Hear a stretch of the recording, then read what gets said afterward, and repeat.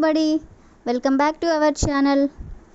ఈరోజు వీడియోలో మనం ప్రతిరోజు వాడుకునే చిన్న చిన్న వాక్యాలను ఇంగ్లీష్లో ఏ విధంగా చెప్పాలో తెలుసుకుందాం. మీరైతే ఈ వీడియోని స్కిప్ చేయకుండా చూడటానికి ప్రయత్నించండి. ఇప్పుడైతే ఈ వీడియో స్టార్ట్ చేద్దామా? Let's start the video. First sentence is ఎందుకు అరుస్తున్నావు?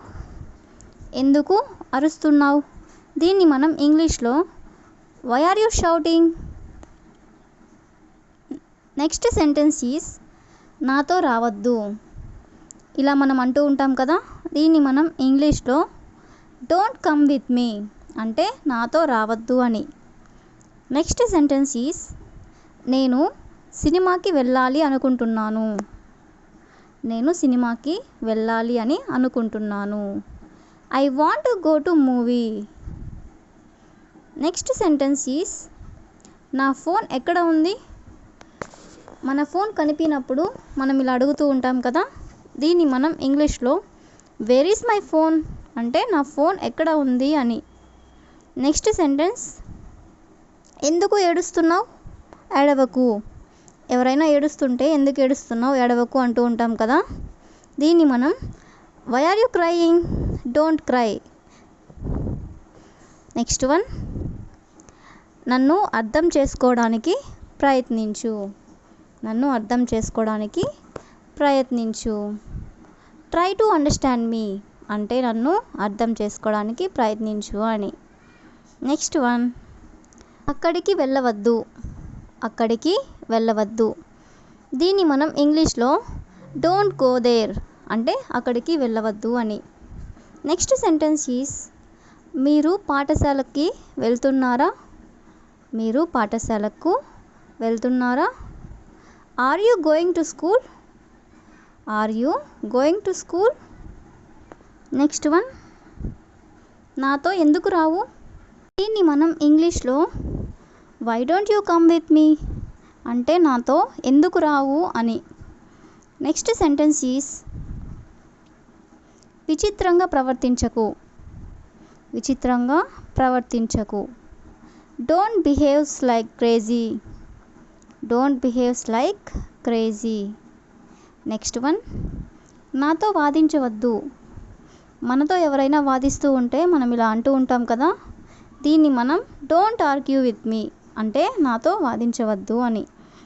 నెక్స్ట్ సెంటెన్స్ ఆమెను ఒప్పించడానికి ప్రయత్నించు. ఆమెను ఒప్పించడానికి ప్రయత్నించు. Try to convince her. Try to convince her. Next one నాకు అది వద్దు. నాకు అది వద్దు. I don't want that. I don't want that. Next sentence నేను నీకు సహాయం చేయాలనుకుంటున్నాను. నేను నీకు సహాయం చేయాలనుకుంటున్నాను. దీన్ని మనం ఇంగ్లీష్లో I would like to help you అంటే నేను నీకు సహాయం చేయాలనుకుంటున్నాను అని. నెక్స్ట్ సెంటెన్స్ ఈస్ నేను దాని గురించి మాట్లాడదలుచుకోలేదు.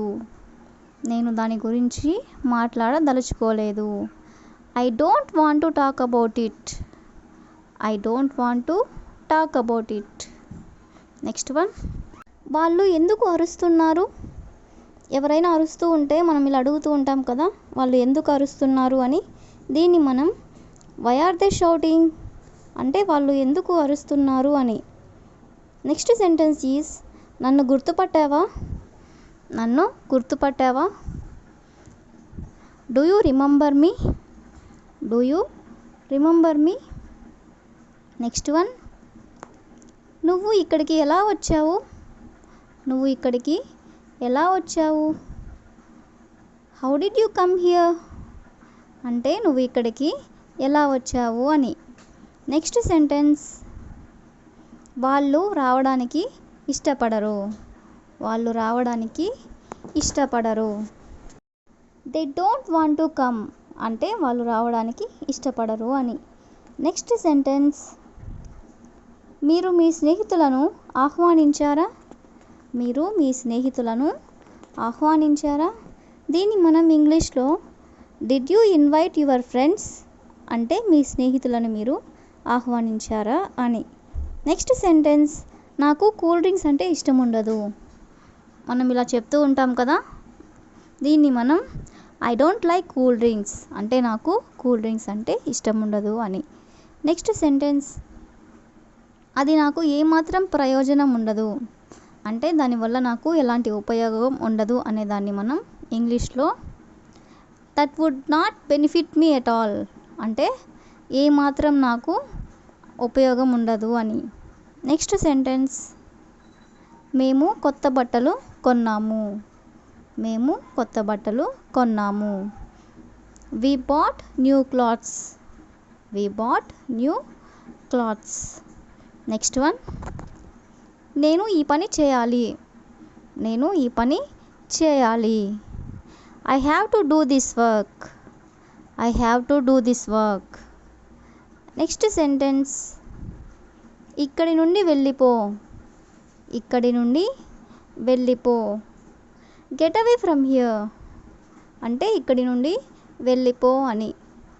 నెక్స్ట్ వన్, మళ్ళీ అలా చేయకు అంటే దీన్ని మళ్ళీ ఇంకోసారి చేయకు అనే దాన్ని మనం డోంట్ డూ దట్ అగైన్ అంటే దీన్ని మళ్ళీ అలా చేయకు అని. నెక్స్ట్ వన్, వాళ్ళు ఇంకా పరీక్షలు రాస్తూనే ఉన్నారు. వాళ్ళు ఇంకా పరీక్షలు రాస్తూనే ఉన్నారు. They are still writing exams. Still means ఇంకా అని, ఇంకా వాళ్ళు పరీక్షలు రాస్తూనే ఉన్నారు అని. నెక్స్ట్ వన్, నీకు ఒక విషయం తెలుసా. నీకు ఒక విషయం తెలుసా. యు నో వన్ థింగ్ అంటే నీకు ఒక విషయం తెలుసా అని. నెక్స్ట్ సెంటెన్స్, మీ వయసు ఎంత.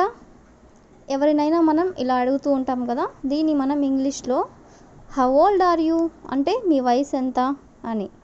నెక్స్ట్ సెంటెన్స్ ఈస్, నీకు డబ్బులు ఎంత కావాలి. ఎవరైనా మనల్ని డబ్బులు అడిగినప్పుడు నీకు ఎంత డబ్బులు కావాలి అని అడుగుతూ ఉంటాం కదా, దీన్ని మనం how much money do you want అంటే నీకు ఎంత డబ్బులు కావాలి అని. నెక్స్ట్ సెంటెన్స్ ఈస్, నేను ఇప్పుడు నీకు సహాయం చేయలేను. మనం సహాయం చేయలేని పరిస్థితిలో ఉన్నప్పుడు మనం ఇలా అంటూ ఉంటాం కదా, దీన్ని మనం I can't help you now అంటే ఇప్పుడు నేను నీకు సహాయం చేయలేను అని. Next sentence is, coffee చల్లారిపోతుంది. Coffee చల్లారిపోతుంది.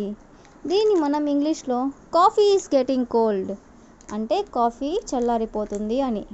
Next sentence, ఆమె ఏ పని చేయదు. If you know this answer please comment in the comment section. That's all for today. Thank you for watching. We will meet in the next video.